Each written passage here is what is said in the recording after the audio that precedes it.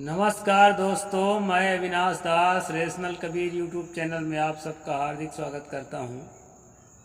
साथियों, चैनल को सब्सक्राइब करें, लाइक करें, बेल आइकन को प्रेस करें और शेयर करके जन जन तक पहुंचाएं। अभी हम मनुस्मृति पर चर्चा कर रहे हैं। पिछले स्ट्रीम में मैंने बताया था, ये 9वां अध्याय चल रहा है दोस्तों। श्लोक नंबर 48, 58, 59 और 60 के आसपास तक चर्चा हुई है, जिसमें मैंने आपको बताया था कि अगर पुरुष मर जाता है तो उसके जो पत्नी है उसको गर्भाधान करने के लिए उसका छोटा भाई या बड़ा भाई को नियुक्त किया जाए। इसको नियोग प्रथा कहते हैं दोस्तों। मतलब जो है, नियुक्त कर देते हैं किसी व्यक्ति को कि इसके द्वारा इसको गर्भधान किया जा सकता है। और उसमें हमने देखा था दोस्तों, कम से कम 2 पुत्र पैदा करना चाहिए। एक पुत्र के होने न होने का कोई मतलब नहीं है। यह बात जो है 61 नंबर में हम लोग पढ़ चुके हैं। अब आगे चलते हैं दोस्तों। मनु जी और क्या कहते हैं विधवा स्त्री के संबंध में। आज विधवा पुनः विवाह कर सकती है, वैसे तो न भी करे तो कोई बात नहीं है, क्योंकि वयस्क होने के बाद विवाह करती हैं। अगर उम्र ढल जाती है तो आवश्यकता नहीं रह जाती विवाह करने का, पुनर्विवाह का। लेकिन साथियों, उस जमाने में छोटी छोटी कन्याओं का विवाह कर दिया जाता था। 12 साल, 8 साल, उसके विषय में भी आएगा। 8 साल तक बताया है। मैंने रसराज महोदधि में यह भी पढ़ा था कि कन्या को विवाह के पूर्व कम से कम उसकी उम्र 7 साल होना चाहिए। इसका मतलब यह है कि 7 साल से भी कम 3 साल 4 साल के विवाह कर दिया जाता था। और संबंध के दौरान कितनी कन्याएं मर जाती थी दोस्तों। उसी के कारण आज तक जो है विवाह में कन्या विदा में रोने की परंपरा चली आ रही है। तो आगे हम चलते हैं, विधवा के लिए और क्या लिखा है उसको हम देखेंगे। साथियों, ये मनुस्मृति है। इसमें उसी बात की कभी प्रशंसा की जाती है और कभी उसी बात की निंदा की जाती है। दोनों तरह की बातें इसमें पाई जाती है। आप संशय में मत पड़ना कि साहिब ने कल जो है इस विषय पर ऐसा बताया था और आज जो है ऐसा बताने लगे। ये किताब ही ऐसी है दोस्तों कि एक ही विषय के 2 तरह की बात पाई जाती है। उसी बात की प्रशंसा और आने वाले पृष्ठों में उसी बात की निंदा। इसलिए जो है इस पर डिबेट करने वाले दोनों पक्षों को पूरा मसाला मिल जाता है। अब नियोग करने की बात तो लिखा है दोस्तों, लेकिन आगे 66 नंबर श्लोक में क्या कहते हैं, अयम द्विजैर्हि विद्युद्वी पशुधर्मो विगर्हिता मनुष्याणामपि प्रोक्तो वेने राज्यम प्रशासति। तो कहा है, विद्वान ब्राह्मणों ने इस पशु धर्म की अत्यंत निंदा की है। पशु धर्म मतलब नियोग की, जो भी हम पढ़ रहे थे पिछले स्ट्रीम में, कि औरत अगर विधवा हो जाती है तो उसके पति का छोटा भाई या बड़ा भाई कम से कम उसमें 2 संतान पैदा करे और उसको जो है दोबारा विवाह ना करे। और अभी जो है इस श्लोक में क्या कहते हैं कि ये पशु धर्म है, उसको गर्भवती करना विधवा को। इस तरह से पलटी मारते हैं दोस्तों। आप लोग तो नीतीश कुमार जी को, चंद्रबाबू नायडू जी को जानते हैं पलटी मारने के लिए, लेकिन मनु उनसे कई गुना ज़्यादा पलटी मारने वाले हैं। तो यहाँ पर जो है मनु जी ने कहा कि ये पशु धर्म है और जो है अत्यंत निंदनीय है। मनुष्यों ने भी वेन राजा के समय में यह पशु धर्म प्रचलित हुआ था। वेन नाम का कोई राजा रहा होगा या न भी रहा हो, काल्पनिक कहानियों का कोई पात्र रहा हो, उसके नाम पर यहाँ पर बात कही गई है। आगे चलते हैं दोस्तों। ततः प्रभृति यो मोहात् प्रमीत पतिकाम स्त्रियम नियोज्यत्याप्यर्थम तम निर्गहन्ति साधवः। ये जो है 68 नंबर के श्लोक में है, उस समय के जो लोग विधवा स्त्री को संतान उत्पत्ति के लिए नियुक्त करते हैं, उनकी अच्छे लोगों की मंडली में निंदा होती है। जिन आदमी को नियुक्त किया जाता है, कहते हैं कि जो सज्जन लोग हैं, जो समझदार लोग हैं, वो उनकी निंदा करते हैं कि ये दूसरे के विधवा स्त्री को गर्भाधान कर रहा है। साथियों, आपको मालूम होना चाहिए, कुरान शरीफ में हजरत मोहम्मद ने, नबी साहब ने खदीजा नाम की विधवा स्त्री को अपनी पहली पत्नी बनाया था। और उस समय मोहम्मद साहब की उम्र जो है 25 साल की थी और खदीजा की उम्र 40 साल की थी। दोस्तों, कहा जाता है कि मोहम्मद साहब ने एक आदर्श प्रस्तुत किया कि विधवाओं को भी अपनाया जा सकता है, उनको विवाह किया जा सकता है और उनके शेष जिंदगी के लिए एक पुरुष का आधार दिया जा सकता है। इसमें कोई बुराई नहीं है। उम्र भी 19-20 हो तो चल जाए। ऐसा जो है उन्होंने अपने ज़माने में एक क्रांति किया था। तो जो हो, ये सब कथाएं हैं। यहाँ तो नियोग की प्रथा थी ही, और विधवा को दोबारा विवाह करने की प्रथा तो नहीं थी। ये 20वीं सदी से ही शुरू हुआ है। तो आगे क्या कहते हैं दोस्तों, उसको हम देखेंगे।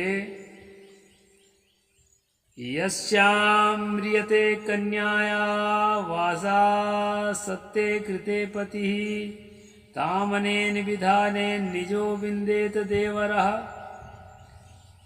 बागदान हो जाने के बाद जिस कन्या का पति मर जाए, ऐसी कन्या के साथ आगे कहे हुए विधि के अनुसार उसका देवर विवाह करे।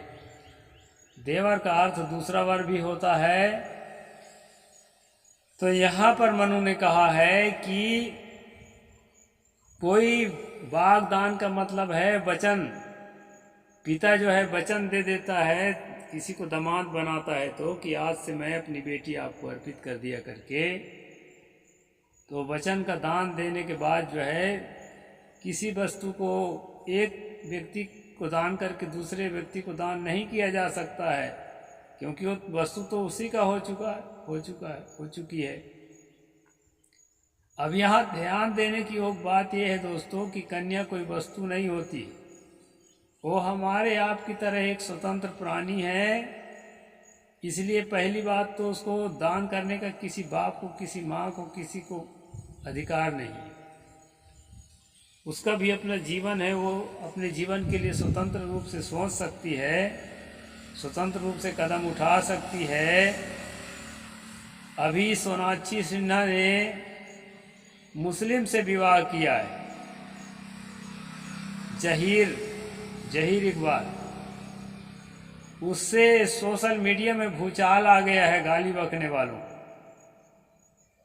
इन पागलों को ये समझना चाहिए कि कन्या भी एक प्राणी है और उसको भी जो है एक मनुष्य है। प्राणी का मतलब मानवेतर प्राणी नहीं है, एक प्राणी है, एक मनुष्य है, और उसको भी अधिकार है कि अपने इच्छानुसार कुछ सोच सकती है, कोई कदम उठा सकती है, और जीवन उसको जीना है। आपको बीच में पड़ने की क्या जरूरत है? उसका अपना जीवन है, कोई अनैतिक नहीं है इच्छानुसार विवाह करना किसी कन्या के लिए, किसी युवक के लिए। तो साथियों, यहाँ आया है वागदान करने के बाद, यानी वचन देने के बाद, अपनी कन्या को दान कर देने के बाद फिर वो उसी की हो जाती है, इसके बाद उसका अधिकार नहीं रहता, इसलिए दोबारा तो वागदान नहीं किया जा सकता है। इस कारण से महिला का दूसरी शादी नहीं हो सकती है, ऐसा मनु का कहना है। तो कैसे विवाह करे फिर देवर के साथ या अपने जेठ के साथ? जेठ के साथ भी है यहाँ अलाउ है विवाह करने को पति के मर जाने पर। तो वो विवाह नहीं है दोस्तों। वो विवाह क्या है अगले श्लोक में बताता हूँ। यथा विद्याधिगम्यन्या शुक्लवस्त्रां शुचिवतां मिथो भजेत प्रसवात् सुकृतादिता। ये 70 नंबर श्लोक है। वह देवर यथा विधि विवाहोक्त विधि से नियोग कर उस पवित्र व्रत और सफेद वस्त्र पहनने वाली स्त्री से गर्भकाल तक ऋतुकाल में एक बार समागम करे। यानी वो सफेद वस्त्र जो विधवा को पहनाया जाता है, आप वहाँ जाके देखेंगे मथुरा वृंदावन में जो लोग रूढ़िवादी हैं, घर में हर तरह से अपवित्र माने जाते हैं, हर तरह से उनको जो है नापाक माना जाता है, इसलिए वो विधवा महिलाएं सब इकट्ठा होकर के और धार्मिक संस्थाओं के शरण में रहती हैं और सफ़ेद वस्त्र पहनी रहती हैं। तो ये जो है दोस्तों सफ़ेद वस्त्र पहनाने का विधान है। आगे कहते हैं कि सफ़ेद वस्त्र वाले को ऋतुकाल में समागम करे कौन? देवर। यानी विवाह नहीं करना है, बिना विवाह करे ही उसको गर्भवती करना है। कहने का ये मतलब है न दत्वा कस्यचित् कन्याम पुनर्दद्याद्विचक्षणः दत्त्या पुनः प्रेच्छन्हि प्राप्नोति पुरुषानृतः। पुरुषानृत एक दोष है, एक पाप है। पाप के भी प्रकार होते हैं मनु के हिसाब से।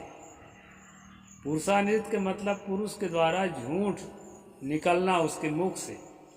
तब पुरुषानृत के पाप कौन सा है, इस पर बता रहे हैं दोस्तों। किसी कन्या को देने का वचन देकर फिर उस कन्या को ज्ञानी मनुष्य दूसरे को नहीं देता, क्योंकि एक को वचन देने के बाद दूसरे को देने से उस पुरुष को पुरुषानृत दोष भोगना पड़ता है। इस तरह से पुरुषानृत दोष के बारे में कहा है। साथियों, खास बात मैं ये कहना चाहता हूँ कि पहली बात तो मनु विधवा का विवाह करने के लिए अलाउ नहीं करते। दूसरी बात वो ये तर्क देते हैं कि जो पिता अपने पुत्री को किसी को कन्यादान किया है उसको दोबारा दान कैसे करेगा। सही बात है, अगर वस्तु होती तब कोई उसके लिए बात लागू है, लेकिन वो वस्तु नहीं है, व्यक्ति है ना भाई, उसका भी अपना जीवन है। उसके लिए मनु की ये बात कैसे लागू होगी कि एक बार का दान किया हुआ दोबारा कैसे दान करे। उसको दान करने का उसका हक नहीं है, एक भी बार दान करने का हक नहीं है। व्यक्ति है, उसको स्वतंत्र सोचने का उसको स्वतंत्रता है, अपना सोच सकती है, बोल सकती है, कदम उठा सकती है। तो इस प्रकार से जो है दोस्तों मनु के कानून में विधवा का विवाह जो है संभव नहीं है, लेकिन उसके साथ व्यभिचार करके नियोग के नाम से उसका जेठ, उसका देवर या उसी खानदान का कोई भी आदमी ऑनर किलिंग आजकल आप लोग पढ़ते होंगे, उसी खानदान का कोई भी आदमी उसको गर्भवती करेगा और गर्भवती कर करके उससे 2 बच्चा पैदा करेगा। कहीं कहीं तो 11 बच्चे तक लिखा है कि 11 बच्चे पैदा करना है। तो इस प्रकार यह दोषपूर्ण चीज़ों को लीगल और कानून सम्मत साबित करने का प्रयास मनु के द्वारा किया गया या मनु स्मृति के लेखक के द्वारा किया गया है दोस्तों, उस समय के हिसाब से अगर अच्छा भी रहा होगा तो आज के हिसाब से बिल्कुल भी अच्छा नहीं है।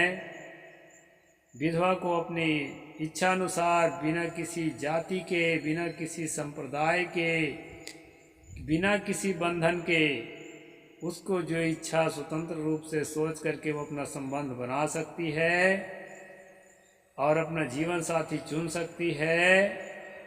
उसको किसी भी प्रकार के परिवार के लोगों द्वारा गर्भवती करना उचित नहीं जान पड़ता है।